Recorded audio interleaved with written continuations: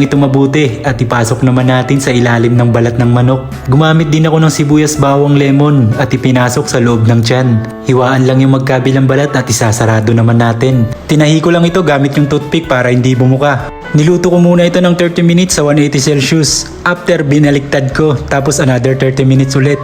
First time ko nga pala gamitin yung air fryer na to at natuwa lang ako dahil habang nag-aantay, nakikita mo yung niluluto mo sa loob. After ng isang oras, ayan na nga yung itsura niya at luto na. Hindi na nga ako makapag-antay kaya hiniwa ko na kagad ito habang umuusok-usok pa. Ayan na guys! Itry mo na to, sigurado ako magugustuhan mo to. Make sure lang pag ginawa mo to ay dagdagan mo yung sinaing mo at talagang mapapalabang ka dito. Tara, kain tayo! So ayun lang guys, kung nagustuhan mo ang video na to, wag mo na rin kalimutan i-like and share at i-follow mo na din ako para updated ka sa susunod natin na lulutuin. Thank you for watching, bye bye!